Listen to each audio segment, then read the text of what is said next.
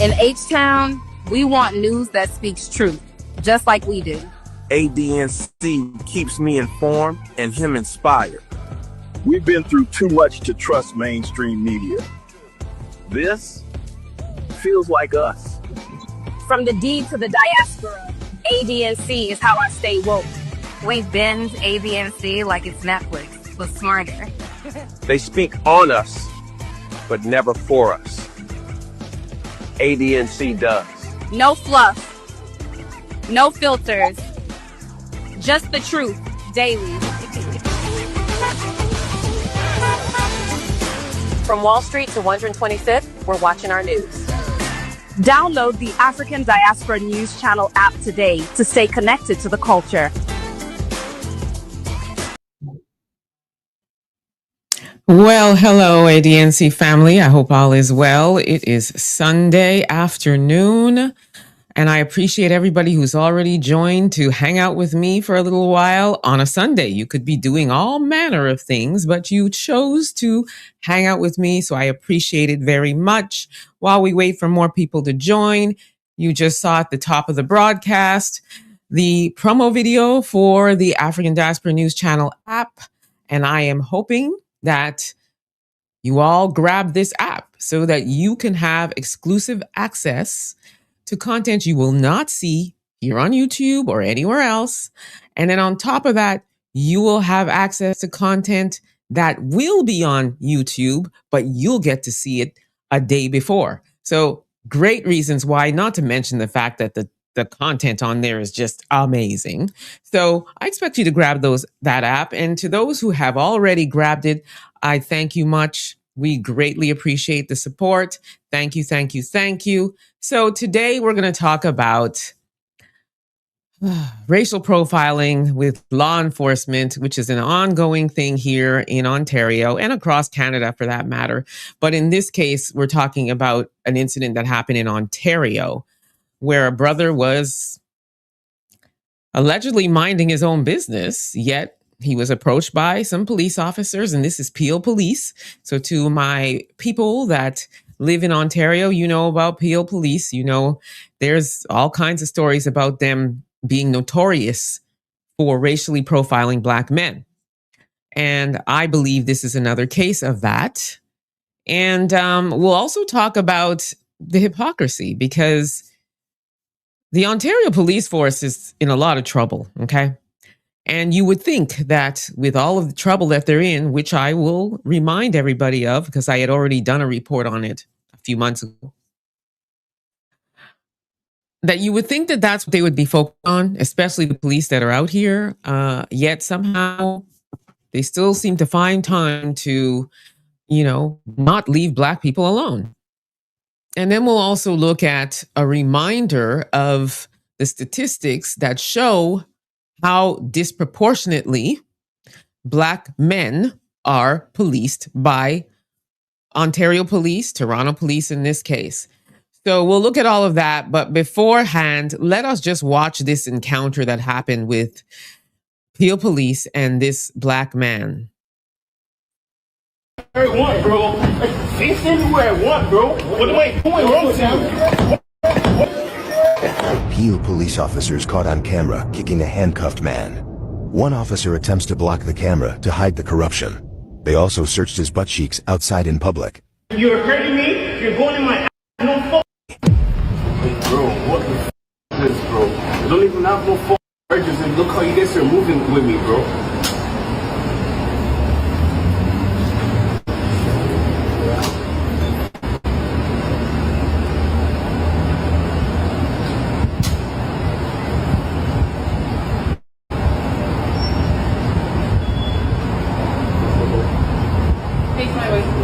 I can fix anywhere I want, bro. I can fix anywhere I want, bro. I can fix anywhere I want, bro. What am I doing wrong to you?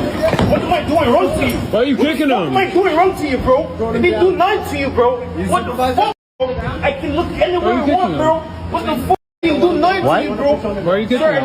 He's not complying. Do you not see? I think you haven't pushed him against the wall. What's that? I think you haven't pushed up against the wall.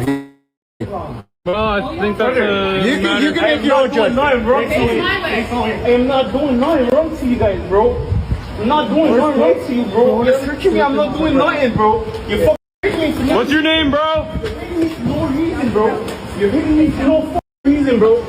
You're hitting me for no reason, bro. You just have to comply. Bro, you're hitting me for no reason, bro. You just have to comply. You are hurting me for no reason. You're hurting me. You're going in my ass for no fucking reason, bro. I don't fucking have no drugs, bro. What are you guys doing, bro? Like, you're pressing on my fucking back. Like, bro, yo, watch, bro. Watch it. It's a fucking hustle. Listen, I gotta teach you, bro. Bro, I got everything on cam. I got everything on camera, bro. It's a hustle, bro. I don't care, bro. I never did nothing to you, bro. I never did nothing to you, bro. I never did nothing to you, bro. I never did nothing to you. I never did nothing to you, bro. I never did nothing to you guys, bro. Never did nothing to you guys, bro. Never did nothing. You guys are harassing me for no reason, bro. What the f***? I did nothing to you guys, bro. What did I do to you guys? Nothing.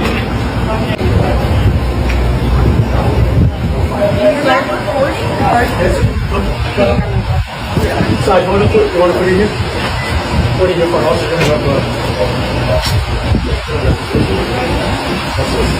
Just give us a card to you, bro. When she comes back, I'll do the... So she stands for rest? Yeah.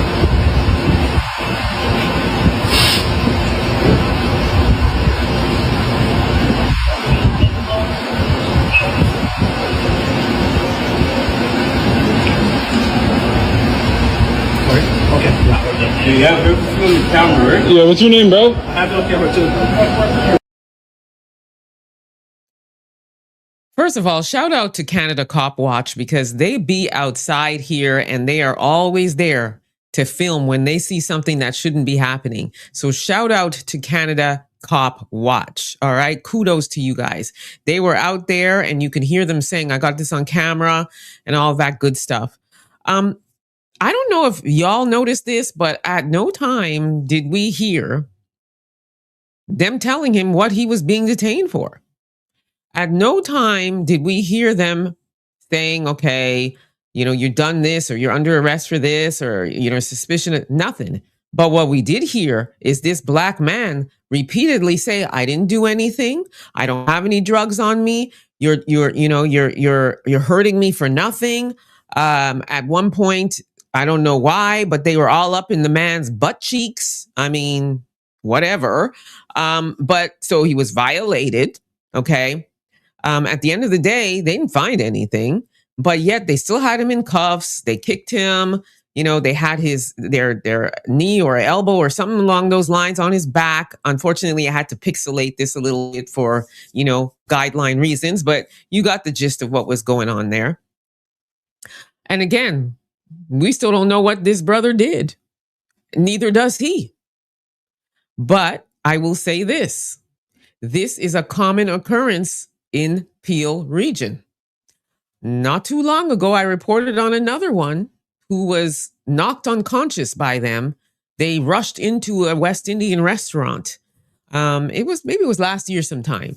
So anyway, I say all that to say is this is something that happens not only in Peel, but it happens across.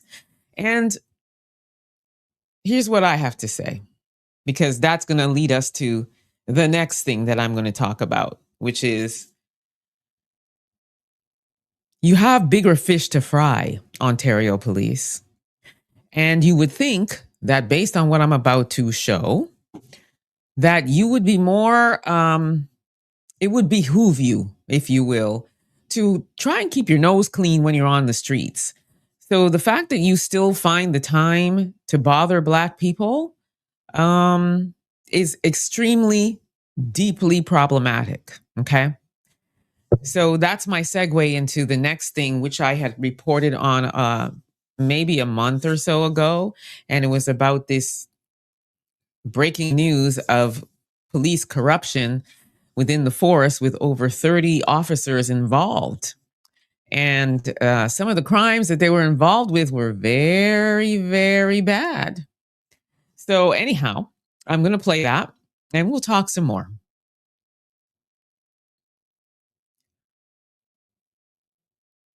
And of course, it doesn't want to play. Hang on. We have identified a number of serious criminal acts that have occurred following the release of confidential information. almost in real time. This includes extortion, commercial robberies, and 7 shootings right here in York Region. We allege that those shootings were, in part, facilitated by the release of confidential information from Constable Barnhart to Mr. DaCosta and Mr. Satanowski. At the scene of one of these shootings, police arrested Mr. Doman, whom I mentioned earlier. He remains in custody since that time. A firearm recovered at the scene of this shooting was determined to have originated from the United States and would have been unlawfully imported into Canada at some point in the past. Through forensic identification, we allege and police have linked this firearm and Mr. Doman to, in fact, 8 shootings. Today, I am announcing an independent, province-wide inspection into the ability of Ontario's police services and boards to prevent, detect, respond to, and fortify their organizations against corruption and ensure integrity. This province-wide inspection will be conducted under the authority of Ontario's Community Safety and Policing Act, the province's policing legislation. Police officers intent on criminality also may not confine themselves to a single police service.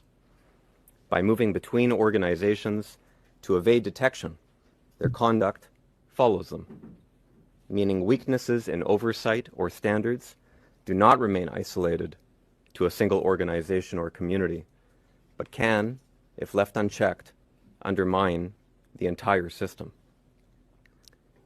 If there are vulnerabilities within the systems currently in place in Ontario's policing sector, or in the standards that it must adhere to, it is essential that they are identified so meaningful, system-wide.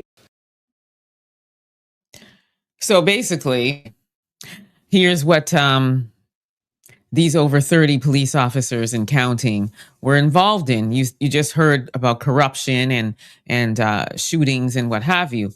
It was a major organized crime investigation that took place over a year that I guess they were working on this, right? And as I said, it was over 30 officers across various police forces in Ontario.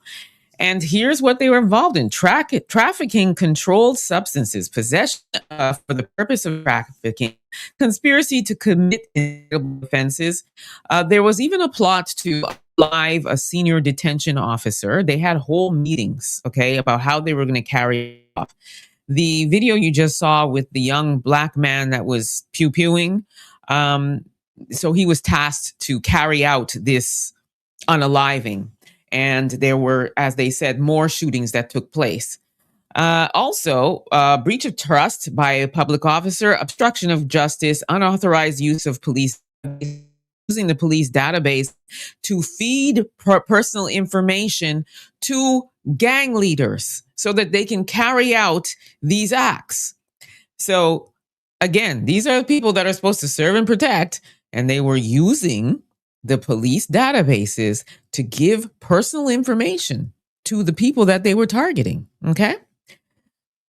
I go on. Possession of proceeds of crime. There was money laundering going on. There was drug trafficking going on. Unauthorized possession of firearms, careless storage, handling in some cases. They were also taking personal items from, like, you know, when they have a bust or whatever, they have like personal items. They were taking those things. All of that was going on in the police force. Okay. So they ended up charging 30 plus officers. Most of them have been suspended without pay. There's going to be trials and all that good stuff.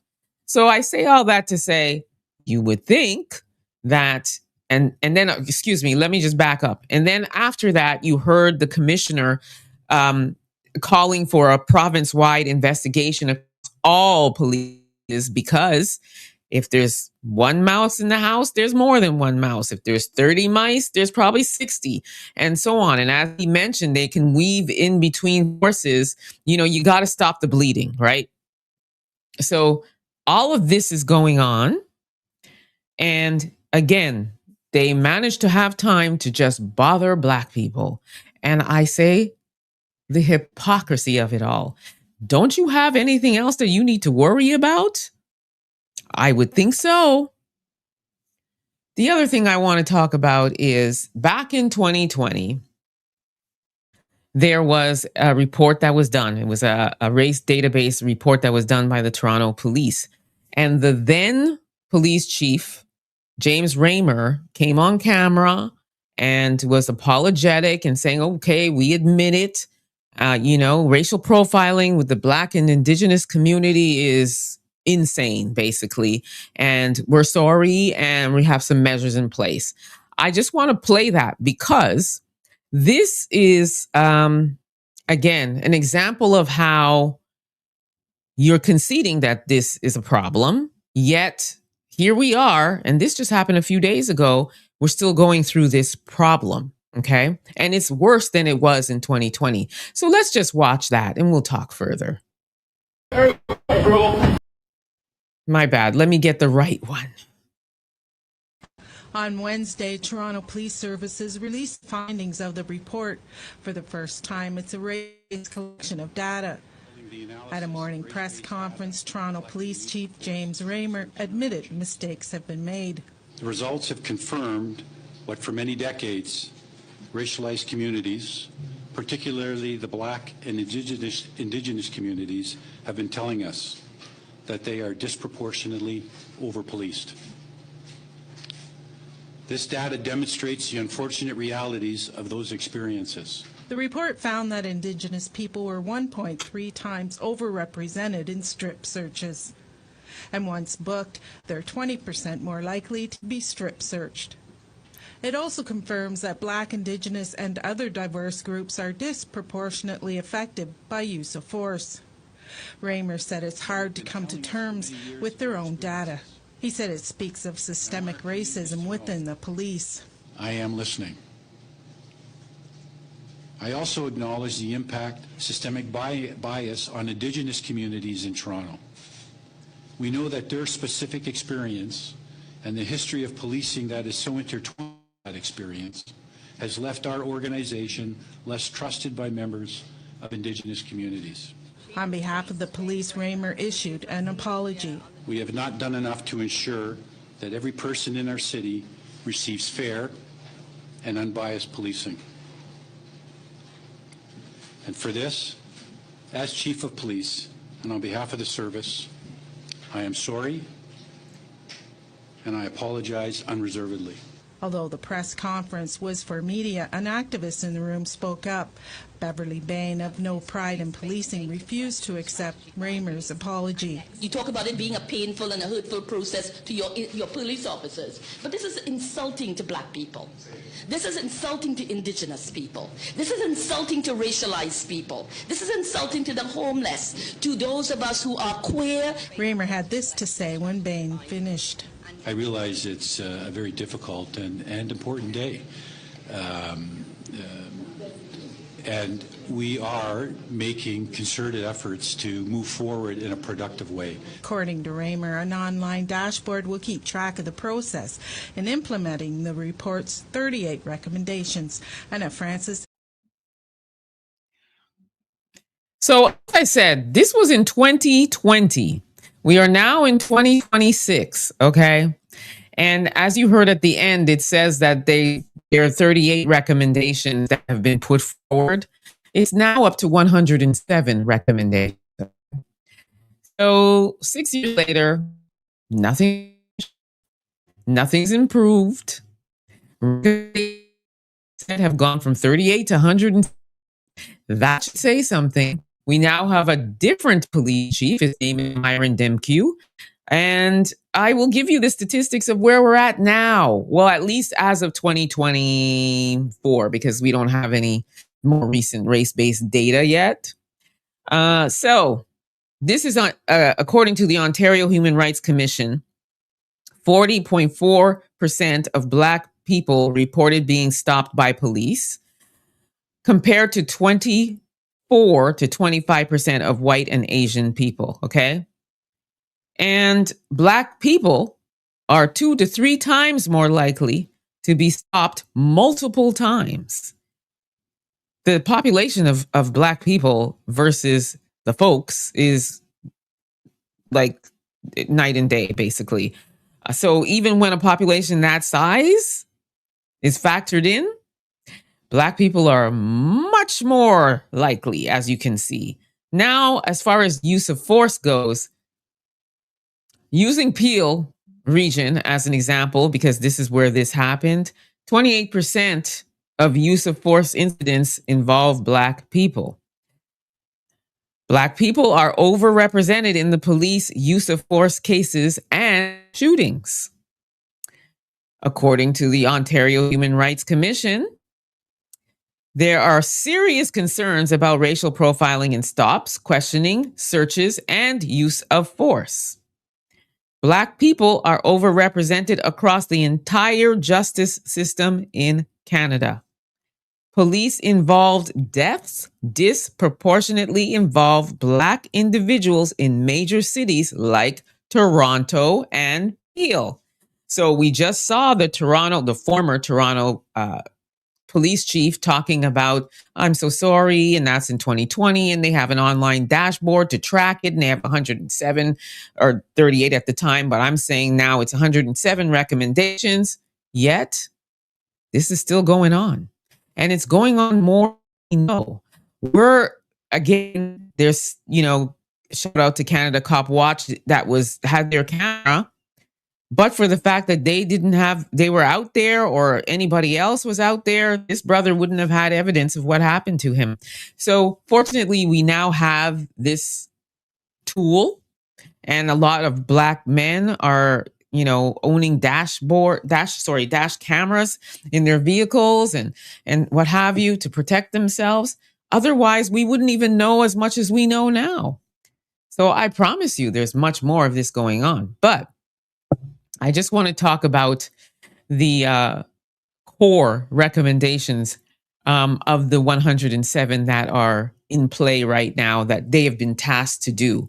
Mandatory race-based data collection across stops, searches, arrests, and use of force with public reporting.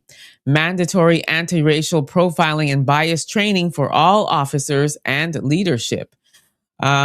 Reform of the street checks, carding, requiring clear justification and transparency, strong accountability measures, including discipline for officers involved in profiling, cultural change within police services to address systemic bias, independent civilian oversight and monitoring of police practices, meaningful community engagement with Black communities. Review and reform of use of force practices to reduce disparities. Alignment of policing policies with the Ontario Human Rights Code. Systemic-wide reforms involving provincial government, police boards, and oversight bodies. Blah, blah, blah, blah, blah, blah, blah. And yet, nothing. Nothing is happening. Nothing is changing. 6 years later. I did reach out to this brother because I wanted to get more information. And in fact, I even wanted him to invite him on to talk about it, but he hasn't read my messages yet. And nevertheless, I still felt it important to talk about this because once again, Black people, disproportionately, Black people being, racially profiled, stopped for no reason, abused, assaulted, and his butt cheeks were assaulted. I mean, we're really tired. We're really tired. Now, I will say this. Maybe he was mouthing off. As far as him resisting or whatever, they're roughing the man up. I mean, when it comes to Black people and being stopped, you have two options. And oftentimes you have these two options. You either comply, do everything that they say, and you get your butt cheeks, played with, or you resist. And either way, it's like you're trading 6 for half a dozen because you could still get roughed up. You can still get beaten up. You can still get unalived, even if you comply. And then if you don't comply, the same thing can happen. So when we try to exercise our rights, which a lot more Black men are doing. They know their rights and they're sprouted out. This can happen too.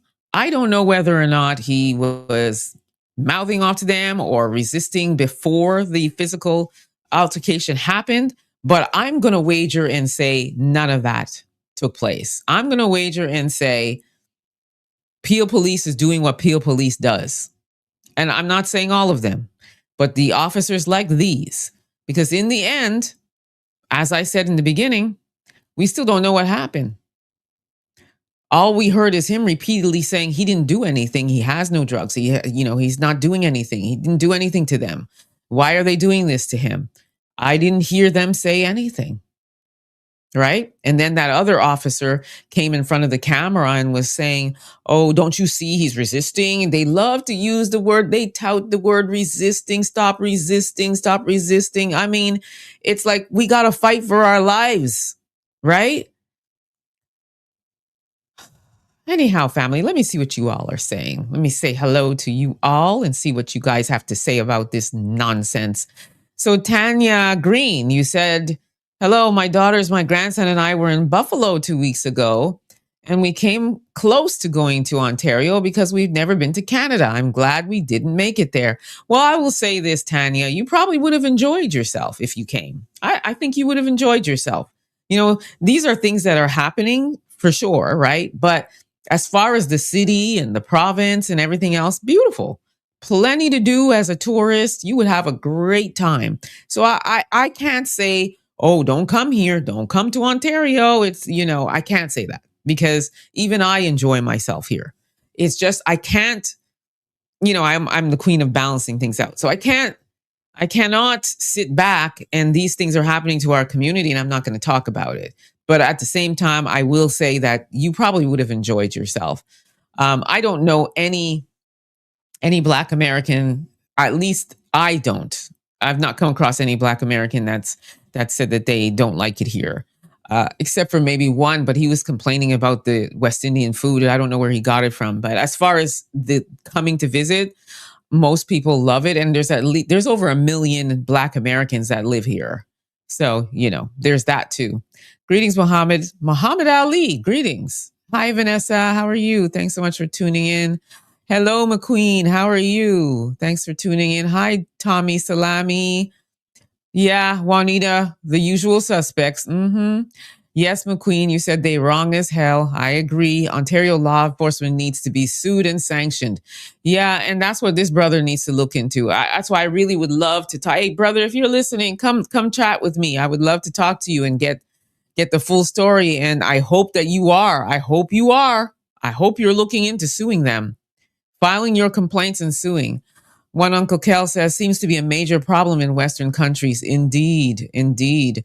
They do that here in the States. I know they do, McQueen. Oh, yeah, I know they do. See it all the time. I mean, how many stories going all the way back to George Floyd? Thank you so much to Marcia Lag. I appreciate you very, very much. Thank you. One Uncle Kel, they're all talk. They have no plans to stop anything. They could stop it if they wanted to. Exactly. And they choose not to. And exactly, McQueen, you said, sorry, ain't cutting it. Exactly. Because you go back to 2020 and you're talking about apologizing and we have work to do and you have 38 recommendations. I'm not seeing any of these recommendations coming to fruition. Now it's jumped up to 107 recommendations. Which ones are you going to actually execute? And now you have police corruption in your forces and they still find time to do this nonsense. Don't pay attention to their words, pay attention to their actions. Exactly. Stacey Safe, you say you agree. Exactly. Hello, one who cares. Nice to see you. They still don't have trust, the trust of Black people. No, they do not. They really don't. Honestly, I talk to a lot of young Black men, and one of the things that they say is that, and it's really sad, but they literally say that they're bracing themselves every time they're walking down the street or driving their cars and a police officer pulls up next to them. They're like, oh God, what's going to happen? What are we doing here? And who wants to live this way? But that's the reality of what we face. And then again, like I said, if you are stopped, you have to take these couple of minutes to think about, okay, What do I do here? Knowing I did nothing, but I'm still being approached by them. How do I navigate this so that I can get out alive or get out without being seriously injured? And so we as Black people have all of this to process when that interaction is about to happen. And then we have to make a decision of what we're doing, right? And that's the sad reality. And that, as we said, that goes for the United States as well. That's the sad reality that we face in these Western countries, right? So what do we do? Well, here's what I always say. You have to definitely make sure you have dash cams, and you definitely have to make sure, even if you're not able to actually turn on your phone, turn on your camera on your phone, your audio, do whatever you have to do to cover your butt cheeks, the butt cheeks that they just had to, put their hands on. Weird. But yeah, just, do what you have to do to make sure that you got the evidence, and definitely make sure that you sue them. And it could be a long and arduous process for sure. You got to file your complaint, and then you got to wait to see if you even hear back from them. And then once you hear back from them, it's a whole other process. And sometimes you can be tied up in this for years, right? And I feel like they're banking on that being an inconvenience for you to just go away, right? I say remain steadfast and don't give up, and keep that fight, and keep, exposing these police officers, because like I said, they got a lot going on, okay? They have a lot that they need to worry about. So let us make sure that we do not take our pedal or feet pedal, big toe, small toe, any toe off the gas. Expose, surveil, get all of that information, and make sure they're held accountable. All right. Thank you so much. LIL 24. I appreciate you so much. You said I can't blame him for not wanting to talk after that humiliating ritual they did on him. I'd be in a dark place, mentally ill. Oh man. Yeah. And that's the other thing too, is when this kind of thing happens, how it affects you, mentally. And you can literally have PTSD from these kinds of experiences. Facts. And at the end of the day, what happened here? They took him away? And what did they book him with? And so he has to go through all of this and process all of that for nothing. He didn't do anything. I guarantee he didn't do anything.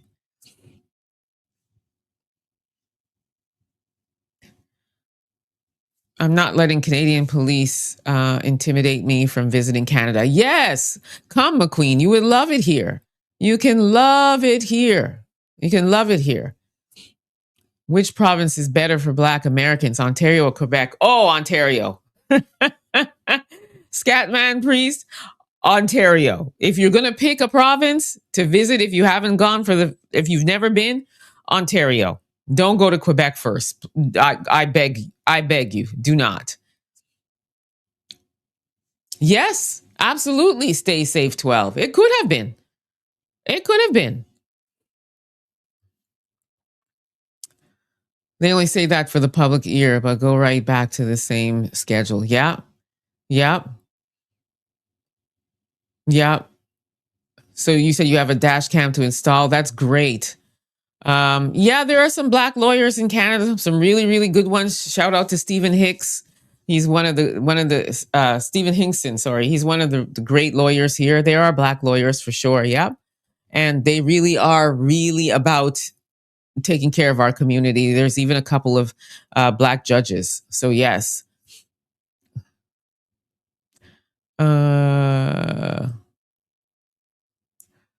All right. So how long are we as people going to tolerate the same old song? Yeah, that's the thing. We really have to, really have to make sure that we protect ourselves.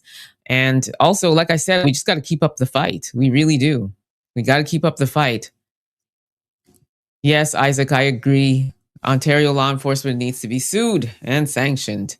But yes, family, I just wanted to share yet another situation that is ongoing here in Canada, and the importance of we as Black people looking out for each other and banding together, unifying, fighting the good fight. We just got to keep it going. We have to. And again, the importance of having some sort of surveillance equipment so that we can expose. We got to do it. We got to keep it going. We really, really do. So you said your husband and you have a friend in Canada. I'm not sure which part, but he barely wants to come back to the States to visit. I don't blame him. Well, I'll tell you what, I love the state. I love the US of A. I do. I love it. And one thing I will say, and I've said this before, is that, you know, here in Canada, we know that anti-Black racism exists for sure. It's just a little more hidden. It's much more polite. Where in the United States, you know what you're getting, right down to your president. You know what you're getting. So, you know, I love the United States. I do. I love my Black American brothers and sisters. I sure do. And I love Canada too. I just don't love the conduct of some of the aspects of Canada. You said you've only been to Montreal Airport to renew your nexus. Ian McGill is a no. Yeah, I grew up there in Quebec. So I think between Quebec and Ontario, I think, you know, living here for over 2 decades and then living in Montreal and growing up there for over 2 decades, I would say Ontario first. Yeah, I mean, you could go to Quebec if you want to, but at the rate they're going, if you don't speak French, you're going to have a really hard time. You're going to have a really hard time because they're about French speaking, you know, and oftentimes they're not even willing to speak English, even if they do know how to speak English, to somebody that's, you know, visiting. So I would just go to Ontario first. Yes, you're welcome, Tommy Salami. Anyhow, family, it is Sunday. I didn't want to take up too much of your time. I just wanted to say, hey, and spend a little time just exposing some more of this. So thank you so much for tuning in. I appreciate you much. I shall see you tomorrow, same time, same channel. And I will say again, before I love you and leave you, if you have not already got your tickets for the ADNC Narrative Power Summit, please make sure you do so. I have put the link in the description field of this broadcast, and it'll be an opportunity for you to come out to Ontario, to Toronto in particular, and meet us all, meet the team. Philip Scott, Demetra Kay, Wangel Zelalem, me, Rosemary, and maybe some more surprise guests. So come. We expect to see you. Early bird tickets are on sale now. You do not want to miss out on hanging out with us. So thank you. Thank you, McQueen. Thank you for your kind words. Thanks for joining. Thank you, Tommy Salami. Thank you, Aubrey. Everybody, thank you. I shall see you tomorrow. Until then, please be safe, everyone. Be safe out there.